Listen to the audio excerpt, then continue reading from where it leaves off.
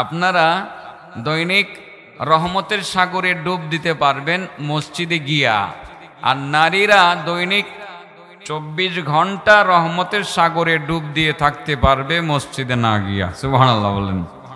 আপনারা প্রত্যেক দিন হজ আর উমরার নেকি কামাই করতে পারবেন ফজরের নামাজ মসজিদে জামাত আদায় করিয়া। নারীরা তারা হজ আর উমরার নেকি কামাই করিতে পারবে মসজিদে না গিয়া, বাড়িতে থাকিয়া। নারীদের এই জন্য সুযোগটা একটু বেশি হবে না আজকে? আপনারা কিন্তু হিংসা করবেন না। এরপরে আপনাদেরও আমি একটা ভালো ব্যবস্থা করে দিয়ে যাব যে আপনারাও খুশি হবেন। যেহেতু সূরা নিসার 11 নম্বর আয়াত এখানে আমাকে আলোচনার জন্য দেওয়া হয়েছে, এই আয়াতে নারীর অধিকার এবং তার উত্তরাধিকারী সূত্রে পৈতৃক সম্পত্তি থেকে সে কেমন পাবে, মায়ের সম্পত্তি থেকে সে কি পরিমাণ পাবে, এসব বিষয়ে এই আয়াতটাতে উল্লেখ করা হয়েছে। আজকে আমরা জানব বাবার সম্পদ থেকে, বাবার পরিত্যক্ত সম্পদ থেকে, ত্যায্য সম্পদ থেকে মেয়েরা কতটুকু পাবে, মায়ের ত্যায্য সম্পদ থেকে, রেখে যাওয়ার সম্পদ থেকে মেয়েরা কত পাবে, এটা আজকে আমরা জানবো। ঠিক আছে, এই আয়াতে সেটা বলা হয়েছে। কিন্তু আমি প্রথমে, যেহেতু সূরা নিসা কথাটা লিখছে, এই নিসার মধ্য থেকেই কিছু কথা বলতে চাই যে তাদের এত সম্মান। স্পেসিফিক সূরা রিজাল নামে কোনো সূরা কোরআনে নাই। রিজাল মানে হলো পুরুষ, পুরুষদের নামে সরাসরি কোনো সূরা কোরআনে নাই, মহিলাদের নামে আছে। কেন মহিলাদের এত গুরুত্ব, এত ফজিলত, সে বিষয়ে কিছু কথা বলি। মহিলাদের ফজিলত মানে মহিলাদের আমলের ফজিলত অনেক অনেক বেশি। প্রথম হয়তো বললাম, কোন এক সাহাবিয়া, নাম তার আসমা বিনতি ইয়াজিদ রাদিয়াল্লাহু তাআলা আনহা, উনি আল্লাহ রাসূলকে একটি প্রশ্ন করে একটা উত্তর বের করে নিয়েছিলেন, এটাও আমি বলবো। তো প্রথমত এই আয়াত থেকে আমি বিষয়টা সাজাতে চাই যে নারীদেরকে আল্লাহ অনেক বেশি শ্রেষ্ঠত্ব এবং মর্যাদা দান করেছেন, কিন্তু আমরা পুরুষেরা নারীদেরকে সেই তুলনায় ইজ্জত সম্মান প্রদর্শন করি না, আমরা তাদের হক দেই না। না দেওয়ার কারণে আজকে আমাদের জাহান্নামের পথ অতি অতি সহজ হয়ে গেছে। বলেন কিসের পথ সহজ হয়ে গেছে? হ্যাঁ, আমরা এমন কিছু অপরাধ নারীদের সাথে করি যে অপরাধের কারণে আল্লাহ হাসরের ময়দানে আমাদের দিকে ফিরেও তাকাবেন না, আমাদের সাথে কোনো কথা বলবেন না, আল্লাহ আমাদেরকে পবিত্রও করবেন না। এরকম কিছু মানুষ আমাদের সমাজে আছে যারা নারীদের হক আদায় করে না, যার কারণে আল্লাহ রাব্বুল আলামিনের মানে রহমতের দৃষ্টিও তারা পাবে না, আল্লাহর সাথে কথা বলার তারা কোনো সুযোগ পাবে না, আল্লাহ তাদের পবিত্রও করবেন না, আল্লাহ তাদেরকে যন্ত্রণাদায়ক শাস্তি দিবেন নারীদের হক আদায় না করার কারণে। সে বিষয়টাই আমি সিরিয়ালে যাব। তাহলে প্রথম যেই কথাটা বলতে চাই যে আমাদের সমাজে নারীদের অধিকার কম না বেশি? কম, আসলেই কম, কিন্তু আল্লাহ দিছে বেশি। আল্লাহ কি দিছে? বেশি দিছে। দেখেন আজকে মহিলারা খুশি হইব, আর আমিও খুশি হইলাম। আমার এই সাবজেক্টটা দিল এরা, সূরা নিসা আয়াত নম্বর 11। আর আমার কিছু ভক্ত বন্ধুরা হেরা মনে করছে আমার বয়ানের টাইম 11, হেরা মনে করছে আমার বয়ানের টাইম রাত 11টা বাজে। হেরা এটা মনে করে গত রাত্রি 11টার সময় এসে বসে রয়েছে। আমাকে বললো যে হুজুর 11টার সময় বসছে না, আগেই আসছে। আইসা দেখে সূরা নিসা আয়াত নম্বর 11, এরা মনে করছে বয়ানের সময় 11। আয়াত নম্বর 11 কোন সূরা বলেন? নিসা মানে কি, পুরুষ না মহিলা? একজন না অনেকজন? অনেকজন, অনেকজন। নারীদের কত ফজিলত দেখেন। আপনি মসজিদে গিয়া হজ কামাইবেন, আর হেরা ঘরে বসা হজ কামাবে। আপনি মসজিদে গিয়া রহমতের সাগরে ডুব দিবেন, তারা ঘরে বসা রহমতের সাগরে ডুব দিবে। তাদের সুবিধা কম না বেশি? হ্যাঁ, আরো কত বেশি। আগে এই রহমতের সাগর একটু পরেই ডুব দেওয়ায়, আর হজটা একটু পরেই কামাই করায়। ফাঁকে একটি কথা আগেও বলেছি আশেপাশে, আজকে আবার বলছি। আসমা বিনতি ইয়াজিদ রাদিয়াল্লাহু তাআলা আনহা নবীজির দরবারে একদিন হাজির হয়ে বললেন, ইয়া রাসূলুল্লাহ, আমরা তো নারী জাতি, কপাল পুরা নারী জাতি, কপাল আমাদের আগের থেকেই ভালো না।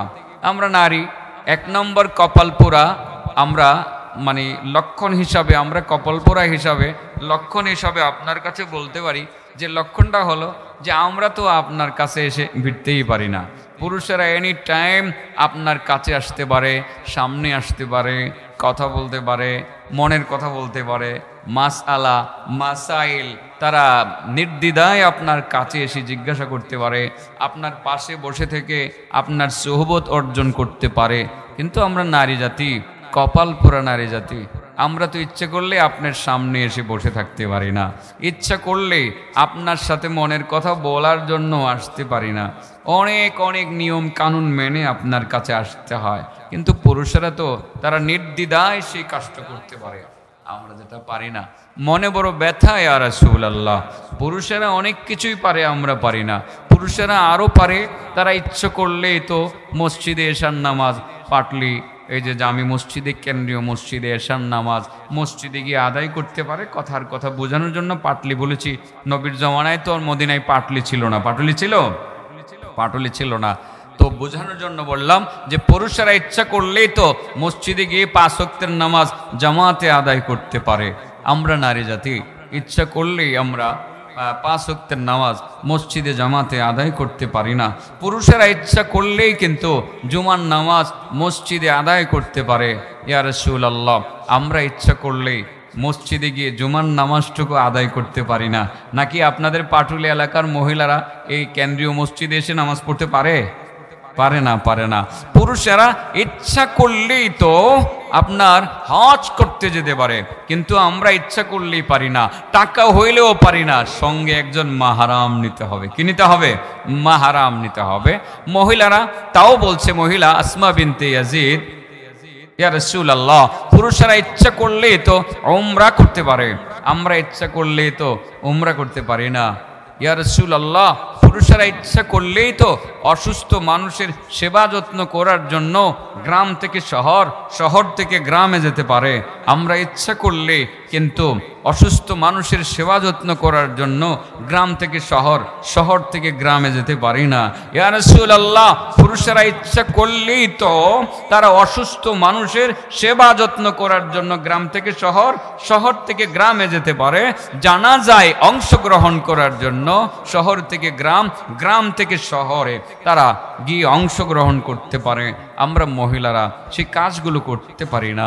ইয়া রাসূলুল্লাহ, পুরুষেরা ইচ্ছে করলে জিহাদের মাঠে অস্ত্র নিয়ে শত্রুর বিরুদ্ধে ঝাঁপিয়ে পড়তে পারে, আমরা ইচ্ছা করলেই পারি না। অনেক নিয়ম কানুনের ভিতরেই আমাদের থাকতে হয়। ইয়া রাসূলুল্লাহ, দেখতেছি পুরুষেরা সব সুযোগ নিয়ে গেল।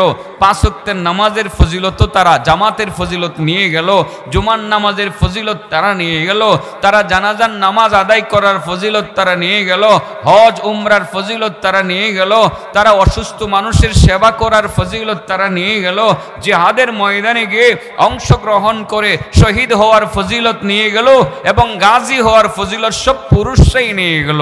আমরা তো কপাল পোড়া জাতি, আমাদের আসলে সুযোগ এতটা আছে বলে মনে হয় না। ইয়া রাসূলুল্লাহ, তবু জানার জন্যই আপনার কাছে বলা, আমাদের মহিলাদের কি পুরুষের মতো এই জাতীয় নেকি অর্জন করার কোনো ব্যবস্থা আছে? কেমন প্রশ্ন করছে? জটিল প্রশ্ন না? হযরত উমর এই প্রশ্নটা শুনে বলেন, ইয়া রাসূলুল্লাহ, এই মেয়েটা বড় পাকনা একটা প্রশ্ন করলো। পাকনা প্রশ্ন। কি প্রশ্ন? আল্লাহ রাসূল বলেন, উমর, যে এই জাতীয় প্রশ্ন আসমা বিনতে ইয়াজিদের মুখে মানাই। সে যে করছে নারীদের মুক্তির জন্য, তার মুখে এই জাতীয় প্রশ্ন করা মানায়, সেই করতে পারে। সে দারুণ একটা প্রশ্ন করেছে, উম্মতের নারীদের সুযোগ সুবিধাগুলো জানার জন্য সে প্রশ্নটা করেছে। আল্লাহ রাসূল সাল্লাল্লাহু আলাইহি ওয়াসাল্লাম বলেন, আসমা, মনটা খারাপ করো না, নারীদের সুযোগ পুরুষের চেয়ে অনেক বেশি। সুবহানাল্লাহ বলেন। ইয়া রাসূলুল্লাহ, ইয়া হাবিবাল্লাহ, তাহলে সুযোগটা কি যদি বলতেন? রাসূল বলেন, আসমা, তুমি পুরুষের ক্ষেত্রে 7টি আমলের কথা উল্লেখ করলা। পুরুষেরা ইচ্ছা করলে তারা 5 ওয়াক্তের নামাজ মসজিদে জামাতের সহিত আদায় করতে পারে, তোমরা পারো না। পুরুষেরা ইচ্ছা করলে জুমার নামাজ মসজিদে জামাতের সহিত আদায় করতে পারে, কিন্তু তোমরা পারো না। পুরুষেরা ইচ্ছা করলে হজ করতে পারে, তোমরা পারো না। পুরুষেরা ইচ্ছা করলে উমরা করতে পারে, তোমরা পারো না। পুরুষেরা ইচ্ছা করলে অসুস্থ মানুষের সেবা করার জন্য গ্রাম থেকে শহর, শহর থেকে গ্রামে যেতে পারে, তোমরা ইচ্ছা করলে সেটা পারো না। পুরুষেরা ইচ্ছা করলে জানাজার মাঠে জানাজায় সালাতুল জানাজায় শরীক হওয়ার জন্য, তারা অংশগ্রহণ করার জন্য যেতে পারে, তোমরা ইচ্ছা করলে পারো না। পুরুষেরা ইচ্ছা করলে জিহাদে যেতে পারে, কিন্তু তোমরা ইচ্ছা করলে যেতে পারো না। মন খারাপ করো না। এই জাতীয় নেকি, এই সমস্ত নেকি যা তুমি বললাম 7টা আমলের নেকি, পুরুষেরা মাঠে ময়দানে কাজ করে তারা যেভাবে অর্জন করতে পারে, তোমরা আরো সহজে তাদের সমপরিমাণ নেকি অর্জন করে নিতে পারবা। আসমা, বেশি করা লাগবে না, মাত্র একটা কাজ করবা। ফরজ ওয়াজিবগুলো শুধুমাত্র ঠিক রাখবা, 5 ওয়াক্তের নামাজ পড়বা। এত নফল না পড়তে পারলেও কোনো অসুবিধা নাই, এত বেশি জিকির আজকার না করলেও কোনো অসুবিধা নাই। আসমা, তোমাদের পরিবারের, তোমাদের যে স্বামী, প্রত্যেক মহিলার যে স্বামী আছে, যেই সমস্ত স্বামীরা 5 ওয়াক্তের নামাজ মসজিদে জামাতে আদায় করতে যায়, যারা জুমার নামাজ আদায় করে, যারা হজ করে, যারা উমরা করে, যারা অসুস্থ মানুষের সেবা করে, যারা জানাজায় যায়, যারা জিহাদে যায়, তোমরা শুধুমাত্র ফরজ ওয়াজিবগুলো ঠিক রাখিয়া তাদের সেবা করবা, মন জয় করবা, মনটা খুশি রাখবা, তাদের সেবা যত্ন করিয়া, তাদের আনুগত্য স্বীকার করিয়া সব সময় চলবা। স্বামীর মুখে চোখে মুখে হাসি ফুটাইবা, তারে খুশি করবা। এই স্বামীটারে খুশি করলে তোমাদের স্বামীরা ওই 7টা আমল করে যেই পরিমাণ নেকি কামাই করতে পারবে, তোমরা বাড়ির ঘরের ভিতরে বসিয়া ঠিক সেই পরিমাণ নেকি কামাই করতে পারবে। মহিলাদের ব্যবস্থাটা কেমন হইলো? একটা কথায় দিল মহিলাদেরকে আগায়া। আল্লাহ মহিলাদেরকে আগায় দিছে আর আমরা পিছায় রাখতেছি। কেমনে যে পিছায় রাখতেছি, আর পিছায় রাখার কারণে যে আমাদের জাহান্নামের পথ সহজ হয়ে যাইতেছে, এটা বইলা দেওয়ার জন্যই আয়াতটা আমারে দিছে। আজকে মন খুললে কমু।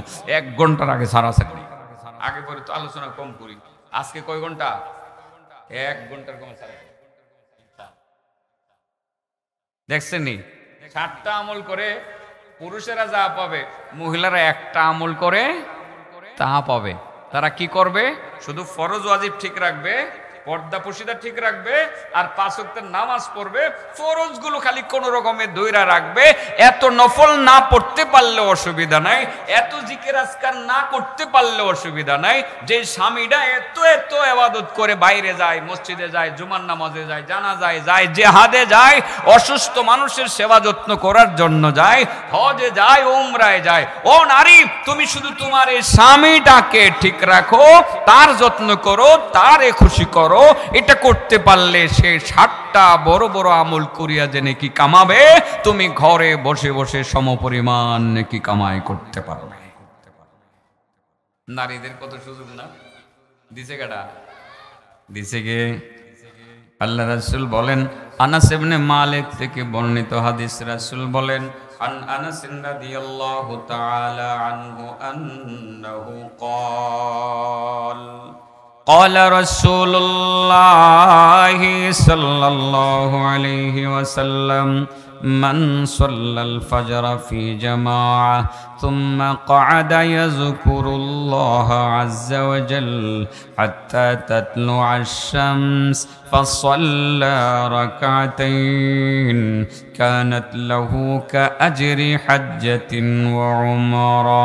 قال أنس قال النبي صلى الله عليه وسلم قال النبي صلى الله عليه وسلم تامة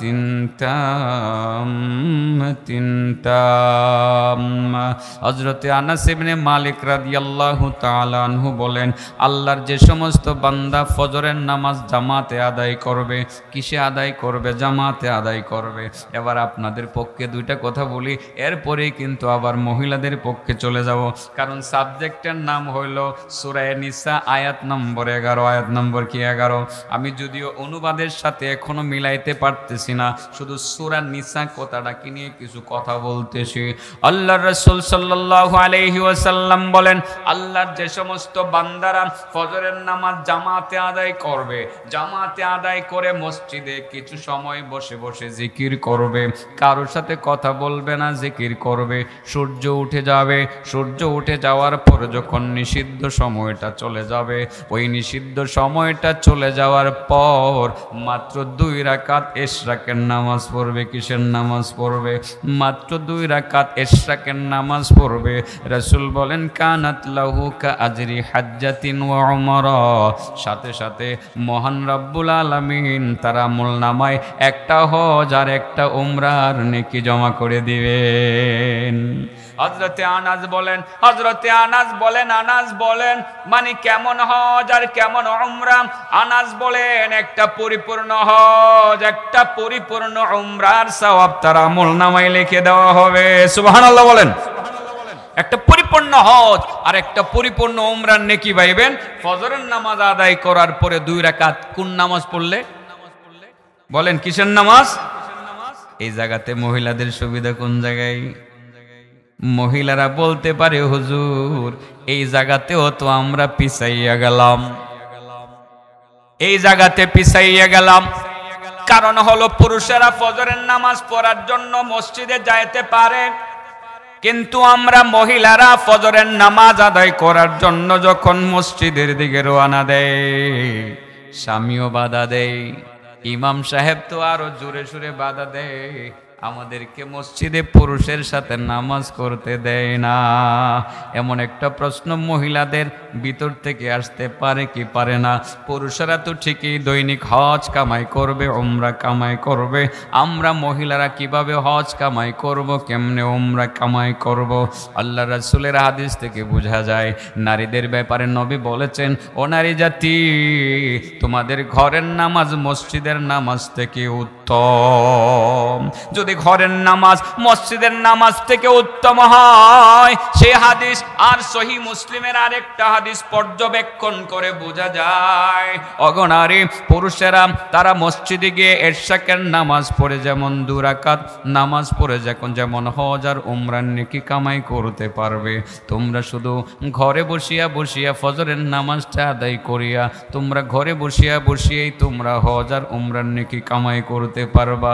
তোমাদের এত কিছু করা লাগবে না, শুধুমাত্র তোমার স্বামীকে ফজরের আজানের সময় তুমি জাগাইয়া দিবা, জাগাইয়া দিয়া তোমার স্বামীকে বলবা, স্বামী গো জামাতের টাইম হয়ে যাইতেছে, আজান হয়ে গেছে, 10 মিনিটের ভিতরে ইকামত হয়ে যাবে, আপনি যান গিয়া নামাজটা আদায় করে আসুন। ফজরের নামাজটা আদায় করে আপনি এবার ইশরাকের নামাজটাও আদায় করে আসবেন। শীতের দিনে আমি নাস্তা তৈরি করতেছি, আমি নামাজ পড়ে নাস্তা তৈরি করে অপেক্ষা করব, আপনি ইশরাকের নামাজটা পড়ে ঘরে ফিরবেন। স্বামী গেল মসজিদে, স্ত্রীর কথা শুনলো, ফজরের নামাজটা আদায় করলো, আদায় করে এবার নামাজের মুসল্লায় বসে বসে জিকির শুরু করে দিল, লা ইলাহা ইল্লাল্লাহ। বলেন, লা ইলাহা ইল্লাল্লাহ, লা ইলাহা ইল্লাল্লাহ, লা ইলাহা ইল্লাল্লাহ, লা ইলাহা ইল্লাল্লাহ, লা ইলাহা ইল্লাল্লাহ, লা ইলাহা ইল্লাল্লাহ, লা ইলাহা ইল্লাল্লাহ, মুহাম্মাদুর রাসূলুল্লাহ। স্বামী আবার ফজরের নামাজটা আদায় করে বসে বসে জিকির শুরু করলো। এই ফাঁকে সূর্য উঠে গেল, নিষিদ্ধ সময়টা চলে গেল। 2 রাকাত নামাজ পড়ে ওই স্বামী বাড়িতে ফিরল। স্ত্রী স্বামীর জন্য নাস্তা তৈরি করলো। এই যে স্বামীকে উদ্বুদ্ধ করলো জামাতে আদায় করার জন্য, নামাজ আদায় করার জন্য, স্বামীকে উদ্বুদ্ধ করলো এশাকের নামাজ আদায় করার জন্য। স্বামী যেমন এশাকের নামাজ আদায় করে হজ কামাই করতে পারলো, উমরা কামাই করতে পারলো, ওই মহিলা ঘরের ভিতরে থাকিয়া সেই শীতল ফিডা বানাইয়া সেও হজ আর উমরার নেকি কামাই করে নিল। আল্লাহ মহিলাদের সুযোগ কম দিছে না বেশি দিছে? কিন্তু আমরা কমাই লাইতেছি। এই আমরা যে কমাই লাইতেছি এটা আয়াত থেকে বুঝামু। আর এখন আইতাছে জাগাত আয়া ভরতাছি। এই 11 নম্বর আয়াত থেকে এই জিনিসটা বুঝামু। ইমরান তুমি যেই জিনিসটা কও আমারে কইবার লাগে হেডই আইতাছে। এর মনের ওয়াজ আজকে। আল্লাহু আকবার। মহিলাদের সুযোগ আল্লাহ কম দিছে না বেশি দিছে? হ্যাঁ, বেশি দিছে। ঘরে বসে থেকে হজ কামায় আর উমরা কামায়, ঠিক আছে না? পুরুষেরা এত এত নেকির কাজ কইরা যা কামায়, এরা ঘরে বইসা খালি রান্না বান্না কইরা ফরজ নামাজটা পইরা স্বামী আসার পরে দরজাটা খুললা কো আসসালামু আলাইকুম রাহমাতুল্লাহ।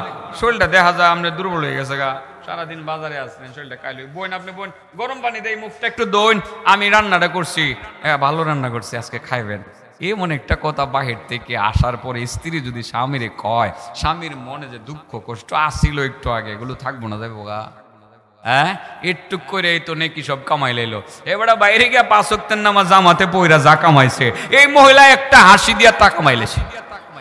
এটা যদি মহিলারা বুঝতো যে একটা হাসি দিয়া তা কামাই করা যায়, এরা কি ঘরে ঢুকলে আর স্বামীর সাথে দুর্ব্যবহার করলো হইলে? হ্যাঁ, যিনি দুর্ব্যবহার করে আস্তাব এক কল, এটি বুঝে না, এটি অহংকারী, এটি বুঝে না। যদি বুঝতো কোনোদিন স্বামীর সাথে দুর্ব্যবহার করতো না। তার তো বোঝা উচিত ছিল সারাদিন লোকটা বাহিরে কি করে, নৌকাতে কাজ করে, নদীতে মাছ ধরে, বাজারে দোকানদারি করে, কৃষি জমিতে কাজ করে, ফিশারিতে কাজ করে, সারাটা দিন কাজ করে সংসারকে টিকানোর জন্য, ছেলে মেয়েদের লেখাপড়ার জন্য, বাজার সদাই করার জন্য, কাপড় চোপড় কেনার জন্য, ওষুধপাতি কেনার জন্য, চিকিৎসার জন্য যে স্বামীটা এত পরিশ্রম করে ঘরে ফিরলো, তার সাথে আবার কিসের রাগ? যদি রাগটা না করে ঘরে ঢোকার সময় মুচকি হাসি দিয়ে ঢুকাতে পারে, বলতে পারে আপনার শরীরটা অনেক দুর্বল হয়ে গেছে, রেস্ট করেন, আমি তরকারি গরম করতেছি, একসাথে খাওয়া দাওয়া করবো, অনেক কাহিল হয়ে গেছেন, এখন আর কথা বলবেন না, 10টা মিনিট চুপটা বন্ধ করেন, আমি আসতেছি, 10 মিনিট পরে উঠেন, খাওয়া দাওয়া করিলেন, খাওয়া দাওয়া করে আরো কতক্ষণ রেস্ট করেন। এই যে একটা কথা স্ত্রীর মুখ দিয়ে স্বামীকে বলা, আরে এক কথাই তো দুনিয়া জয়, আখেরাত জয়। কি জয়? আখেরাত জয়। তার মানে কেমনে আখেরাত জয় হলো? আল্লাহ রাসূল বলেন, আইয়ুমা ইমরাআ মাতাত ওয়া যাওজুহা আনহা রাদিন দাখালাতিল জান্নাহ। যেসব নারীর মৃত্যুর সময় স্বামী তার প্রতি সন্তুষ্ট থাকবে, সে আখেরাত জয় করে জান্নাতে চলে যাবে। মহিলাদের সুবিধা আল্লাহ কোরআনে দিছে, কম না বেশি? হ্যাঁ, বেশি দিছে। দেখছেন নি, ঘরে বসে হজ কামায়, আর আপনি হজ কামাবেন হয়তো মক্কা মদিনায় যেমন লাগবো, তা না হয় নফল হজ আর নফল উমরা কামাইতে হইলে ঘর থেকে বাইরে ফজরের নামাজ পড়ার জন্য মসজিদে গিয়া ফজর পইরা জিকির আজকার কইরা সূর্য ওঠার পরে এশাকের নামাজ পইরা পরে কামাই করা লাগবে। আর উনি শুধুমাত্র আপনারে উড়াইয়া দিয়া আর ওজুর পানি দিয়া আর আপনার একটু বললা দিয়া ঘরে বসে উনি হজ আর উমরা কামায় লাইলো, নেকিডা তারা কিন্তু সহজেই পাইয়া গেল। যেই কথাটা আমার বলার উদ্দেশ্য ছিল, আল্লাহ নারীদেরকে সুযোগ সুবিধা একটু বেশি দিছে। এবার চলে আসেন বাবার সম্পত্তি থেকে নারীদের সুযোগ সুবিধা আল্লাহ কতটুকু দিছে, মায়ের সম্পত্তি থেকে দুনিয়ার সুযোগ সুবিধা কতটুকু দিছে। এই কথাটা হলো আমার কোরআনের আয়াতের মূল বিষয় আর কি, যেটা আমি তেলাওয়াত করেছি। এমনি দেখেন, এছাড়াও সব জায়গায় কিন্তু সুবিধা আল্লাহ তাদেরকে বেশি দিছে। কেমন দিছে সুবিধা? বেশি দিছে কেমন, এটা আপনারা ভালোভাবেই জানেন। আপনারা যদি চিন্তা করেন, বিয়ে শাদীর ক্ষেত্রে যদি চিন্তা করেন, তাহলে বিয়ে শাদীর ক্ষেত্রে সুবিধা পুরুষের বেশি না মহিলার বেশি? পুরুষ সেই মহিলার টাকা দেওয়া লাগবে, টাকা দেওয়া লাগতো না? মহর যদি 10 লাখ চাই, 10 লাখ দেওয়া লাগবে, কম দেওয়া যেত না। তাহলে এখানে নারীর অধিকারটা কম না বেশি? হ্যাঁ, বেশি না? কামাই রুজি করবে স্বামী, কামাই রুজি করে স্ত্রীকে খাওয়াতে বাধ্য, কিন্তু স্ত্রীর কাছে যদি টাকা থাকেও, তার যদি ব্যবসাও থাকে, স্বামীকে দিতে বাধ্য না। অধিকার কার বেশি, সুবিধা কার বেশি? মহিলার বেশি। মহিলার বেশি না? আচ্ছা, এগুলো বাদ হয়ে দেই, একটু আখিরাতের আমলের দিক থেকে হিসাব করি। একজন পুরুষে ইবাদত করে মাসে 30 দিন, 30 দিনে যদি মাস হয় 30 দিনে, মহিলা কিন্তু 30 দিন ইবাদত করতে পারে না। এই পুরুষে 30 দিন ইবাদত করে যা সওয়াব কামাইবো, ওই মহিলা 18 দিন বা 22 দিন ইবাদত করে তাই কামাইবো। সুযোগ কম না বেশি? হ্যাঁ, বেশি না? সব দিক দিয়ে তো সুযোগ বেশি, সর্বদিক থেকেই কিন্তু মহিলাদেরকে আল্লাহ সুযোগ একটু বেশিই দিছে। পিতা মাতার সম্পত্তি, তাদের রেখে যাওয়া সম্পত্তি থেকেও মহিলাদেরকে আল্লাহ একটু সুযোগ সুবিধা বেশি দিছে। তাইলে কেমনি দিছে আপনারা বলবেন হুজুর এই জায়গাতে আপনি কোরআনের আয়াতের বিরোধিতা করতেছেন। এবার একটু পড়ি কোরআনের আয়াত নাকি। ইউসিকুমুল্লাহু ফি আওলাদিকুম লিয-যাকারি মিসলু হাজ্জিল উনসায়াইন। ইউসিকুমুল্লাহু ফি আওলাদিকুম লিয-যাকারি মিসলু হাজ্জিল উনসায়াইন। আল্লাহ হুকুম করতেছেন সন্তানদের ক্ষেত্রে, লিয-যাকারি মৃত ব্যক্তিদের সন্তানদের ক্ষেত্রে, লিয-যাকারি পুরুষের জন্য, মিসলু হাজ্জিল উনসায়াইন দুই মেয়ের অংশের সমপরিমাণ। তার মানে হলো দুইজন মেয়ে যা পাবে একটা ছেলে তা পাবে। দুইজন মেয়ে যা পাবে একটা ছেলে তা পাবে। তার মানে মেয়ে পাবে পুরুষের অর্ধেক। তাহলে মেয়েদের কমলো না বাড়লো? হ্যাঁ, কমছে না? আমি যে কইলাম বাড়ছে, হ্যাঁ আমি যে কইলাম বাড়ছে, এটা কেমনে? আসলে কমছে না বাড়ছে? বলেন বাড়ছে। মহিলাদের সুযোগ কম না বেশি? বেশি। এখানে বেশি কেমনে? বেশিটা বোঝানোর জন্য আমি বসছি, আমি একটুকুই বলবো, আর সামনে যাবো না। সামনে আর যাওয়ার দরকারও নাই। আমার মেয়েরা বাবার সম্পত্তি, মায়ের সম্পত্তি থেকে এক ছেলে যা পাবে তার অর্ধেক পাবে। তার মানে হলো দুই মেয়ে যা পাবে এক ছেলে তা পাবে। আর যদি মৃত ব্যক্তির সন্তানদের মধ্যে কোনো ছেলে না থাকে, শুধু মেয়ে থাকে, মেয়ে যদি একের অধিক হয়, দুইয়ের অধিক হয়, দুই বা তারও অধিক হয়, মেয়েরা পাবে 3-এর 2। 3-এর 2। আর যদি মেয়ে একটা থাকে, কোনো ছেলে না থাকে, মেয়ে পাবে অর্ধেক। মেয়ে পাবে কত? অর্ধেক। তাহলে বাকিগুলো কে পাবে? বাবা মা বাচ্চা থাকলে পাবে, তা না হয় সিরিয়ালি ব্লাড কানেকশন যাদের সাথে আছে সিরিয়ালি তারা পাবে। সিরিয়ালি কে পাবে? তারা পাবে। এটার বিবরণ এখানে দেওয়া আছে, সেদিকে আমি যাচ্ছি না। এখন প্রশ্ন হলো যে আমি সারাক্ষণ শুধু মেয়েদেরকে উপরে রাখলাম যে আল্লাহ তাদের সম্মান বেশি দিছে, ও অধিকার বেশি দিছে। এই আয়াতের মধ্যে আল্লাহ তো দেখা যায় তাদের অধিকার কমায়া দিছে, যে একটা ছেলে যা পাবে দুইজন মেয়ে তা পাবে। তার মানে দুইজন মেয়ে যা পাবে একজন ছেলে তা পাবে। এখানে ছেলেদের অর্ধেক সম্পত্তির কথা আল্লাহ রাব্বুল আলামিন বলে তো মূলত মেয়েদের অধিকারটা কমায়া দিছে। এমন একটা প্রশ্ন আপনাদের অন্তরে জাগে কি জাগে না? আচ্ছা বাবা, এবার হিসাবটা বুঝছেন। আমার আল্লাহ অঙ্কে কাঁচা না পাক্কা? হ্যাঁ, আল্লাহু আকবার। আল্লাহর অঙ্ক, এই অঙ্ক কি স্কুলের বিএসসি স্যারে বুঝবো? বিএসসি স্যারের অঙ্ক এটার মধ্যে যদি মিলাইতো চা, বিএসসি স্যারের অঙ্ক মিলতো না। এ জায়গাতে বিএসসি স্যার ফেল। কিছু কিছু এরকম মাস্টাররা ফেল করছে। আলিয়াসগঞ্জ নামে একজন কুখ্যাত নাস্তিক আসিল আহমদ শরীফের নামে একটা নাস্তিক, আর একটা কবি আছেন কবি শামসুর রহমান। এই নাস্তিকরা বলতো আল্লাহ অঙ্কে কাঁচা। নাউজুবিল্লাহ করি। এখন নাস্তিকরা আছে লুকায় রয়েছে আর কি, মুরগি চুরারে আর দেখি না। হেরে ভাইলে হ্যাঁ নাক ভাঙ্গা লাইলাম। যেভাবে ইসলাম নিয়ে কথা বলছে এদেরকে আর পাওয়া যাইতেছে না। কই যে গেছে আল্লাহ ভালো জানে। দেশে আছে না ইন্দুরের গাতায় আছে? হ্যাঁ, সম্ভবত আল্লামা সাইদি সাহেবের একটা কথা এরকম বক্তব্য শুনছিলাম, এমন একদিন আসবে যেদিন ইঁদুরের গাঁথও পালাবার জন্য খুঁজে পাবা না। এদিনটা তাদের এসে গেছে, ঠিক না বেটি? এদিনটা এসে গেছে। কই যে গেছে খবর নাই। এটা এরকম মানে পাতি নেতা, চুটি নেতা, বড় নেতা, ছোট নেতা যা আছে সব গুহার ভিতরে গেছে। গেছে কি গেছে না? এই নাস্তিকগুলোর কথা একটু বলছি।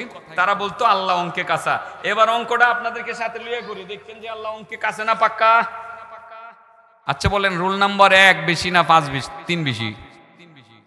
হ্যাঁ, রুল নাম্বার 1 বেশি না?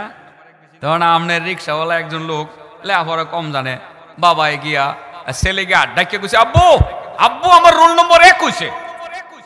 রিক্সাওয়ালা দিছে থাপ্পড়, বেড়া রিক্সা চালায় কামাই করে তোরে খাওয়ায়, এত টাকা দেই জানডা সারাদিন একদম শেষ করে লাই, বেড়া ও মুখের ছেলের রোল নম্বর হইছে 15 আর তোর হইছে বেড়া 1, তোরে তো কম করে মারি দেব। এটা কি রিক্সাওয়ালা বুঝছে?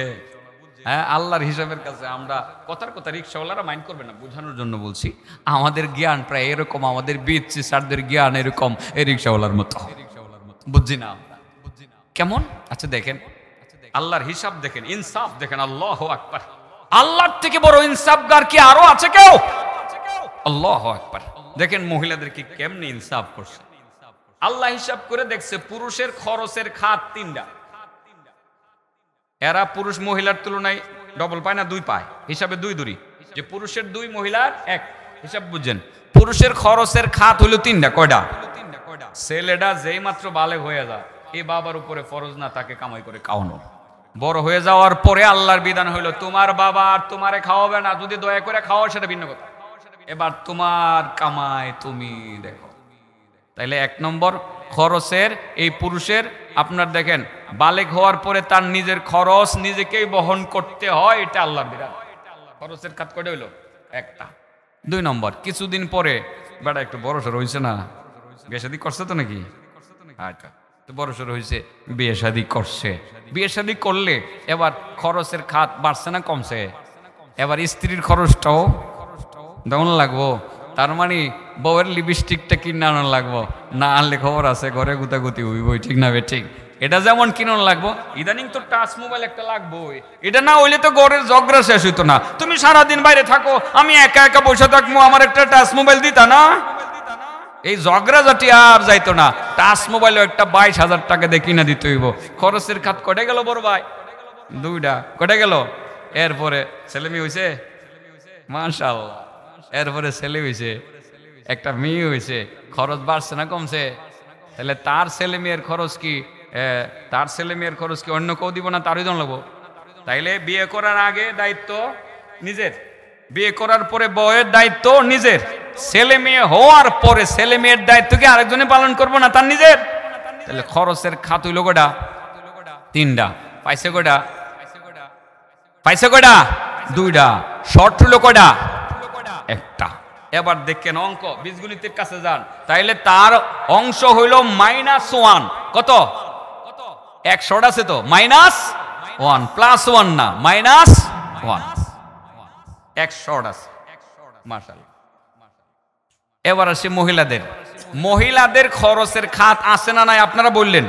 মেয়েটা ছোট, বড় হওয়ার আগ পর্যন্ত দায়িত্ব কার? হ্যাঁ, বাবার। বিয়ে হওয়ার আগ পর্যন্ত দায়িত্ব কার? বাবার। বাবা না থাকলে বড় ভাইয়ের, বাবা না থাকলে কার? বড় ভাইয়ের। বিয়ে হওয়ার পর যে স্বামীর লোকে বিয়ে হয়েছে, ওই বিয়ে হওয়ার পর মহিলার খরচের দায়িত্ব কার? হ্যাঁ, স্বামীর। বাচ্চা কাচ্চা আল্লাহ 4-5টা দিছে, এই বাচ্চাদের দায়িত্ব কার? স্বামীর। তাহলে মহিলার খরচের খাত আছে। হ্যাঁ, পাইছে কয়টা? হ্যাঁ, পাইছে কয়টা? 1টা। রইল কয়টা? 1টা পাইছিল, 1টাই তার রয়েছে। আর পুরুষের খাত হইল 3টা।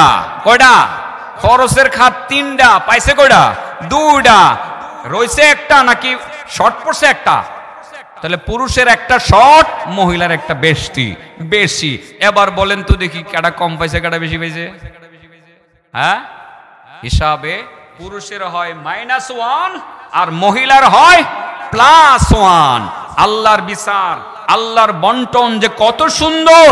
এই জন্য আল্লাহ মহিলা 2 জনে যা পাবে, একজন পুরুষের হিসাব তা করেছে। কিন্তু বাহ্যিক দৃষ্টিতে রুল নম্বর 1 কম মনে হলেও কিন্তু বাস্তবিক অর্থে রুল নম্বর 1ই হইল সেরা, ঠিক না বেঠিক? মহিলাদের 1, পুরুষের 2, তার মানে মহিলাদের রুল নম্বর 1, পুরুষের রুল নাম্বার 2, রুল নম্বর 1 ইশারা। পুরুষের খরচের খাত 3টা, পাইছে 2টা, শর্ট আছে একটা। মহিলাদের খরচের খাত নাই একটাও, পাইছে একটা, রইছেও একটা। এই জন্য মহিলারাই এই ক্ষেত্রে সবচেয়ে বেশি প্রাধান্য পাইছে বলে মনে হয়। হয় কি হয় না? কিন্তু আমরা তো মনে করি একটুকু দিতাম চাই না। যারা মনে করি যে না, এটা আবার মানে কথার কথা, যে যারা আমরা এটাও দাবি করি আমাদের যে সোশ্যাল সমাজের লোকজন, যে মহিলাদেরকে ঠকানো হয়েছে, এদেরকে জিজ্ঞাসা করে দেখেন তো দেখি বোনের হক দেয় কিনা। এদেরকে জিজ্ঞাসা করে দেখেন তো বোনের হক দেয় কিনা। তারা কিন্তু বোনের হক দেয় না। সমাজের 80% মুসলমান, আমি অন্যদেরকে বলবো না, তারা বোনদের হক দেয় না। আল্লাহ তাদের জন্য যা নির্ধারণ করেছে তা তারা দিতে চায় না। আরো যদি বেশি নির্ধারণ করতেন এটা আগেই দিত না। এবং তাদের হক যেমন মারে, পাশাপাশি সম্পদকে কেন্দ্র করে তাদের সাথে সম্পর্ক নষ্ট করে। এই কারণে আমি আজকে একটা বিষয় আপনাদের সামনে তুলে ধরার নিয়ত করছিলাম, এটা এখন বলেই ফেলি। যদিও সাবজেক্টের সাথে সাংঘর্ষিক না, সামঞ্জস্যশীল, সেটা বলে ফেলি। একটা হাদিস পড়ছিলাম, প্রথমত মনে হয়েছিল হাদিসটা অনেক বিষয়ের সাথে মিল নাই, এখন দেখবেন মিল আছে। নারীদের অধিকার থেকে আমরা বঞ্চিত করতেছি। আল্লাহ বলছেন তাদেরকে দিয়ে দেওয়ার জন্য। কতটুকু দিয়ে দেওয়ার জন্য? পুরুষে যা পাবে অন্ততপক্ষে তার অর্ধেক মেয়েকে দিয়ে দেওয়ার জন্য বলা হয়েছে। তার মানে 2জন মহিলা যা পাবে, একজন পুরুষ তা পাবে, একজন পুরুষ যা পাবে 2জন মহিলা তা পাবে। এটা দিয়ে দেওয়ার জন্য বলা হয়েছে। এটা না দিয়ে আমরা তাদের সাথে সম্পর্ক নষ্ট করতেছি। আর এই সম্পর্ক নষ্ট করার কারণে আমাদের ভবিষ্যৎ কোন জায়গায় গিয়ে দাঁড়াইছে, এটা একটু বলার জন্য একটা হাদিস পড়ে ফেলছিলাম। যেহেতু পড়ে ফেলছিলাম আমি সেদিকে একটু যাই, আপনারা যদি কষ্ট মনে না করেন। قال النبي صلى الله عليه وسلم ثلاثة لا يكلمهم الله يوم القيامة. ثلاثة لا يكلمهم الله يوم القيامة ولا ينظر إليهم ولا يزكيهم ولهم عذاب أليم. فقرأها رسول الله صلى الله عليه وسلم 3 مرات. قالوا خابوا وخسروا من هم يا رسول الله؟ قال المسبل إزاره والمنان وقاطع رحم أو كما قال النبي صلى الله عليه وسلم. رسول كريم صلى الله عليه وسلم বলেন, হাসরের ময়দানে 3 প্রকার মানুষের সাথে মহান রাব্বুল আলামিন ইচ্ছা করে কোনো কথা বলবেন না, তাদের দিকে ফিরেও তাকাবেন না, চিনবেন তারপরেও না চিনার ভান ধরবেন। মুসলমান, সে মুমিন ইমানদার দাবি করত, মুসলমান দাবি করত, তারপরেও আল্লাহ রাব্বুল আলামিন হাসরের ময়দানে তাদের সাথে কথা বলবেন না, তাদের দিকে ফিরেও তাকাবেন না, তাদেরকে পবিত্র করবেন না। তাদের জন্য যন্ত্রণাদায়ক আযাব হবে। ওয়ালাহুম আযাবুন আলীম। এই কথাটা আল্লাহর নবী 3 বার উচ্চারণ করলেন। সাহাবায়ে কেরাম আল্লাহর নবীকে বললেন, খাবু ওয়া খাসিরু মান হুম ইয়া রাসূলুল্লাহ। ওগো আল্লাহর নবী, ওই লোকগুলো কারা যাদের সাথে আল্লাহ কথা বলবেন না, যাদের দিকে ফিরেও তাকাবেন না, যাদেরকে পবিত্র করবেন না, ওই মানুষগুলো কারা যদি আপনি আমাদের সামনে খুলে বলতেন। রাসূল বলেন, ওই মানুষ হলো 3 প্রকার মানুষ। 1 নম্বর হলো আল মুসবিলু ইজারা, যারা লুঙ্গি পরে, পায়জামা পরে টাকনুর নিচে, যারা লুঙ্গি পায়জামা টাকনুর নিচে পরে, টাকনুর নিচে যারা কাপড় পরে ইচ্ছাকৃতভাবে, হাসরের ময়দানে মহান রাব্বুল আলামিন তাদের সাথে কোনো কথা বলবেন না, তাদের দিকে ফিরেও তাকাবেন না, পবিত্র করবেন না। এই বিষয়ে আজকে আমি বিস্তারিত বলবো না। 2 নম্বরে যারা মানুষের উপকার করে, মানুষের কল্যাণ করে, উপকার করার পরে সঙ্গে সঙ্গে আবার খুঁটা দেয়। বলেন কি দেয়? খুঁটা দেয়। যারা আবার খুঁটা দেয়, ওই রকম খুঁটা যারা দেয়, হাসরের ময়দানে আল্লাহ তাদের সাথে কথা বলবেন না, ফিরেও তাকাবেন না, তাদের তাদেরকে পবিত্র করবেন না। 3 নম্বর হলো কাতিউর রহম, 3 নম্বর যারা আত্মীয়দের সাথে সম্পর্ক ছিন্ন করে। ও বাবা, আত্মীয়দের মধ্যে ভাই বোনের আত্মীয়তার চেয়ে ঘনিষ্ঠ কোনো আত্মীয়তা নাই, ঠিক না বেঠিক? ভাইয়ের সাথে বোনের সম্পর্ক অনেক অনেক অনেক মজবুত সম্পর্ক, বোনের সাথে ভাইয়ের সম্পর্ক অনেক মজবুত সম্পর্ক। বোন যখন পাটলি গ্রামে আসে, অনেক দূরে বিয়ে শাদী হয়েছে, কাগজে গ্রামে বিয়ে হয়েছে, অষ্টগ্রামে বিয়ে হয়েছে, বহুদিন পরে গ্রামে আসছে, কোরআনের এই আয়াতটা ভালো করে পড়ে আসছে, হুজুরদের কাছ থেকে শিখে আসছে যে বাবার সম্পত্তি থেকে ভাই যা পাবে আমি তার অর্ধেক পাবো। ওখান থেকে সুজা পাটলি গ্রামে এসে বলল, ভাইয়া বাবা বিয়ে দিছে আমারে 40 বৎসর, বাবা মারা গেছে আজকে 20 বৎসর, এই 20 বৎসর যাবৎ বাবার সম্পত্তি তোমরা 2 ভাই মিলে ভোগ করতে আছো, তোমরা এইভাবে ভোগ করতে আছো, আমাদের কোনো আপত্তি নাই। ও ভাইয়া, কোনো আপত্তি নাই, কোনো আপত্তি নাই, তোমরা ভোগ করবা, তাতে কোনো আপত্তি নাই। ছোটবেলা মানুষ করেছো, কোলে নিছো, বিয়ে শাদী দিছো, গ্রামে মাঝে মধ্যে দেখতে আসো, বৎসরে 2টা ঈদে হাদিয়া পাঠাও, কাপড় চোপড় পাঠাও।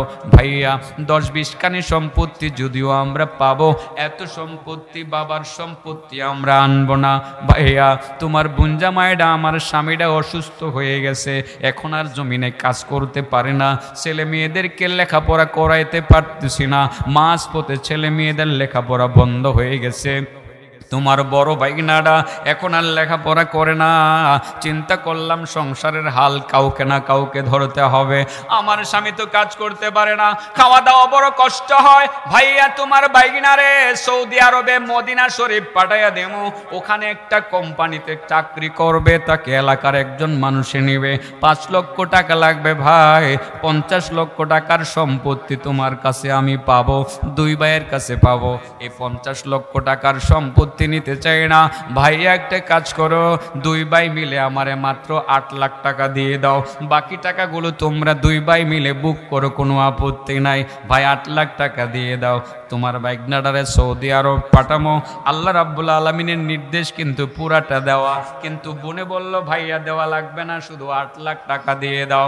আসার পরে সঙ্গে সঙ্গে বলার পরে আপনার স্ত্রী রাগ করলো, তোমার বোনে কি কয়, সারা জীবন দেখছি কান্দ করে কাঁঠাল লয়ে গেছো, বোনের ভাই বড় কাঁঠাল কিনা লয়ে গেছো, দেখছি না কত কষ্ট করছো বোনের লাইগা, বোন বাগ দিলে জীবনে কম করছো না, এখন আইছে বাবার বাড়ির থেকে হক নিত, আমার বুঝে কাটে না, এটা যাতে আর কোনোদিন এই বাড়িতে না আইতারে, আমি আর করতাম না, বুঝলেন না কথা কি ঠিক বলছি?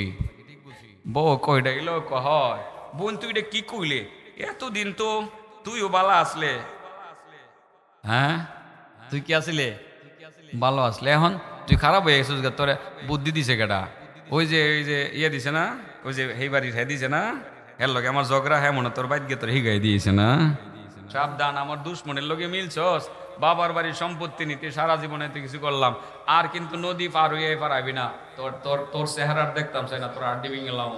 বোনে যার কান্দে, যার কান্দে, আজকে বাবা থাকলে কি এই কথা শুনতে হইতো, মা থাকতে কি এই কথা আজকে শুনতে হইতো, চোখের পানি ফালায়া ফালায়া যাইতাছে, বাবার সম্পত্তি থেকে বঞ্চিত হইছে, আর তুমি সম্পত্তি থেকে বঞ্চিত করলা ভাই, পাশাপাশি বোনের সাথে সম্পর্কটা তুমি নষ্ট করলা, নষ্ট করলা, নষ্ট করলা। আত্মীয়তার সম্পর্ক যারা ছিন্ন করে, আত্মীয়তার সম্পর্ক যারা ছিন্ন করে, হাসরের ময়দানে আল্লাহ তাদের দিকে ফিরেও তাকাবেন না, কথা তো বলবেনই না, ফিরেও তাকাবেন না, আল্লাহ রাব্বুল আলামিন তাদেরকে পবিত্র করবেন না, তাদের জন্য কঠিন শাস্তির কথা উল্লেখ রয়েছে। নাউজুবিল্লাহ বলেন। এই কথাটাই তো এখানে আমার আর তাফসীর আর বেশি করার দরকারটা কি, একটুকুই তো এখানে আপনাদের বোঝানো দরকার, বাকি ফারায়েজ আপনাদেরকে বলে দিলে তো আপনারা সব ফারায়েজ লিখতেও পারবেন না, এতটুকুই বলে দিলাম।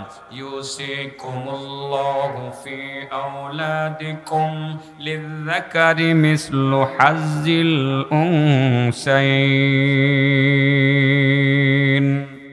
আল্লাহ রাব্বুল আলামিন আমাদেরকে নির্দেশ দিতেছেন, রাসূল সাল্লাল্লাহু আলাইহি ওয়াসাল্লামের মাধ্যমে ওহী নাজিল করে যে আল্লাহ তোমাদেরকে নির্দেশ দিতেছেন লিযযাকারি, তারা তেজ্য সম্পত্তি থেকে, মার বাবার তেজ্য সম্পত্তি থেকে পুরুষেরা কতটুকু পাবে? মিসলু হাজিল উনসায়াইন, দুই মেয়ে যা পাবে একজন পুরুষ তা পাবে। আমরা কি বাবার সম্পত্তি থেকে মেয়েদের ভাগ দিতেছি? দেই? কয়জনে বুকে হাত দিয়ে বলতে পারবেন দিচ্ছেন? নানান অজুহাতে সম্পত্তি রেখে দিচ্ছেন। এই সম্পর্ক ছিন্ন করতেছেন সম্পত্তির কারণে। আপনার ইবাদত তো কবুল হবে না, আপনি জান্নাতে যেতে পারবেন না। হাসরের ময়দানে আল্লাহ আপনার দিকে তাকাবেনও না, কথা তো বলবেনই না, তাকাবেনও না, পবিত্র করবেন না। আল্লাহ নিজেই বলেন, এরে আমি যন্ত্রণাদায়ক শাস্তি দিব। নাউযুবিল্লাহ।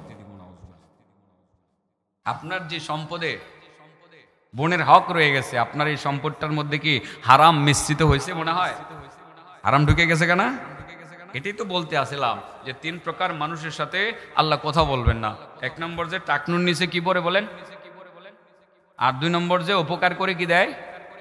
খোটা দেয়। এই যে বাবি খোটা দিয়ে লাইলো, সারা জীবন দেখলাম বড় বড় কাঁঠাল কিনা নিলাম, আর কাঁঠাল কিনা লইয়া তুমি ঘরের মধ্যে লইয়া ওই 8 গ্রাম বোনের বাড়িতে গেলা।